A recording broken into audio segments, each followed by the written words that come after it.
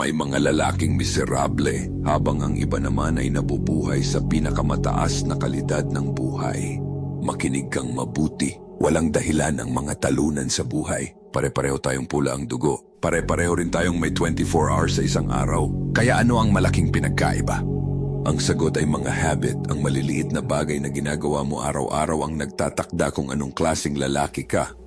Sa kasamaang palad, karamihan sa atin ay napoprogram ng mga habit at routine nang hindi natin sinasadyang piliin. Nahuhulog tayo sa mga pattern ng pag-uugali na pumipigil sa paglago natin at humahadlang para maging lalaking gusto nating maging. Pinrograma kang magtrabaho, kumonsumo at mamatay na parang insekto. Pero kung pinapanood mo ito, malinaw na hindi ka isa sa kanila at naghahanap ka ng paraan para mapabuti ang sarili mo. Kaya makinig ka hanggang dulo at siguradong makakatulong ang mga ito sa'yo. Unang habit, kontrolin mo ang umaga mo.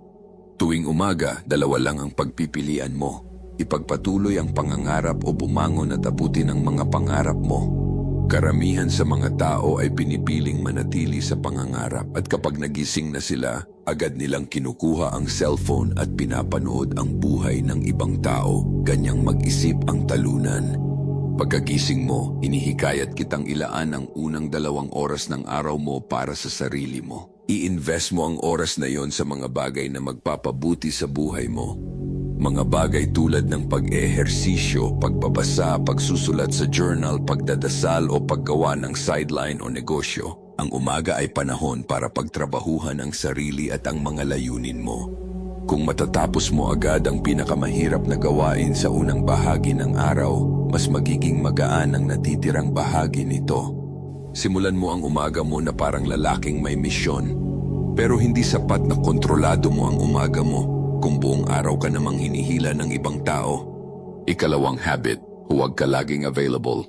Kung available ka sa lahat ng tao sa lahat ng oras, ibig sabihin wala kang layunin, isa kang joke. Itigil mo ang pagiging available sa mga taong hindi ka naman priority. Bababa ang tingin nila sa'yo kung pwedeng gamitin ng lahat ang oras mo kahit kailan nila gusto. Hindi lang mas mapapalapit ka sa mga layunin mo kapag mas maayos mong ginagamit ang oras mo. Mas rerespetuhin ka rin ng mga tao dahil dito. Pakinggan mo ito, mas na-appreciate ang araw dahil sa pagkawala nito. Kapag matagal ang panahon ng ulan, mas hinahanap ng mga tao ang sikat ng araw.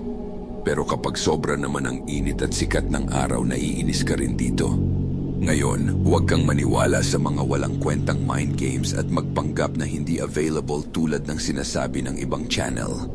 Sa halip, siguraduhin mong hindi ka laging available dahil pinahahalagahan mo ang oras mo at ang misyon mo. At kahit protektado mo na ang oras mo, wala pa ring mangyayari kung hindi ka marunong magdesisyon. Ikatlong habit, maging desidido. Ang mga mahinang klase ng lalaki ay hindi makapagdesisyon. Samantalang ang mga lalaking mataas ang performance ay gumagawa ng desisyon at agad kumikilos. Laging may lamang ang taong desidido. Habang ang isang tao na hindi makapagdesisyon ay abala sa pagsusuri ng lahat ng posibleng pagpipilian, ang taong desidido ay nakapagpasya na, kumilos na at nag-adjust na kung kinakailangan. Nauuna na siya. Kailangan mong maging desidido kasi kapag gumawa ng desisyon kahit hindi mo alam kung talagang tama ito, nakakakuha ka ng mga opportunity.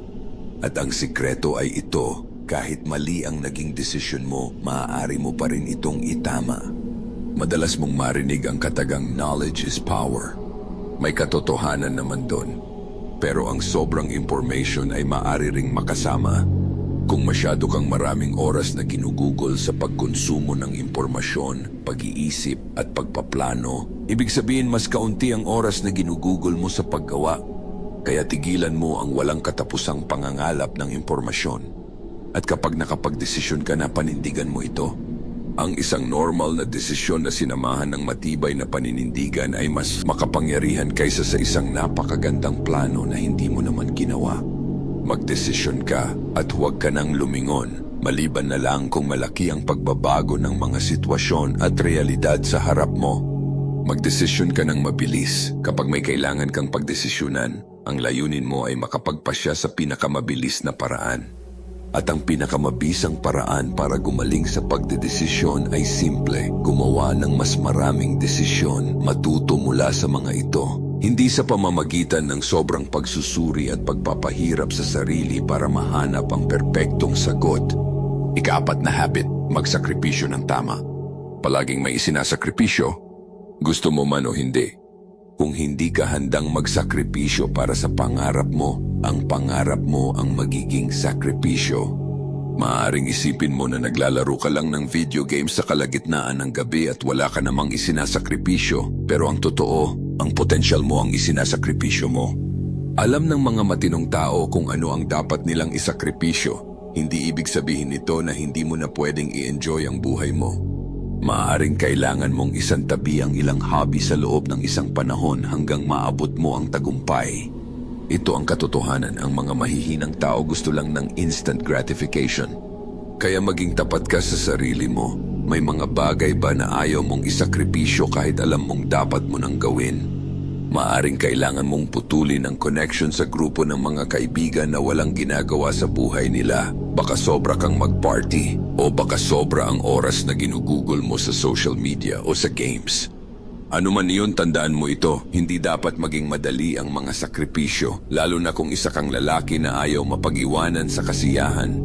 Pero sa huli, hindi magiging sulit ang saya kung kapalit naman ito ang nasayang mong potensyal. Tandaan mo, pwede mong gamitin ang parehong oras na iyon para yumaman, lumakas at magtagumpay sa buhay. Maraming beses ko nang sinabi sa channel na ito na mahirap ang buhay bilang lalaki. At totoo yon, pero huwag kang magkamali sa pagkaintindi.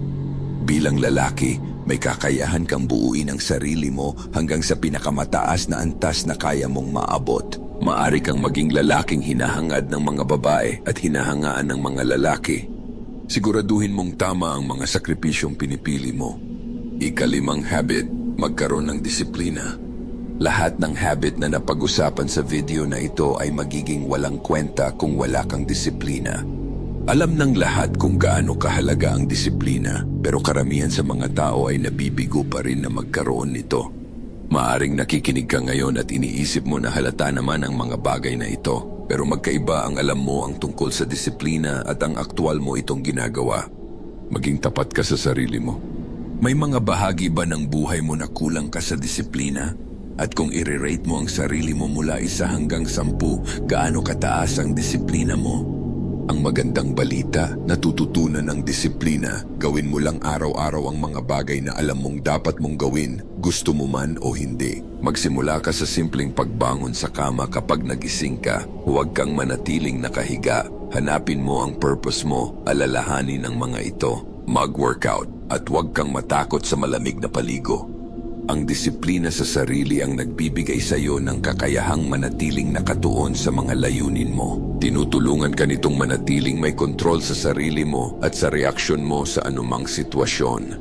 Ang disiplina ay parang muscle. Habang mas madalas mo itong sinasanay, mas lumalakas ito. Ang kakulangan sa disiplina ay maaring magdulot ng mababang tingin sa sarili at hindi mo maaabot ang pinakamataas na antas ng buhay kung mababa ang tingin mo sa sarili mo. Sa kabilang banda, kapag kulang ka sa kumpiyansa, makikita ka ng ibang tao bilang mahina. Kaya buuin mo ang disiplina mo araw-araw at labanan mo ang sariling kahinaan. Kung nasaan ka ngayon sa buhay, pinili mo. Kung mahirap ka pa rin, pinili mo. Kung umaangat ka sa buhay, pinili mo.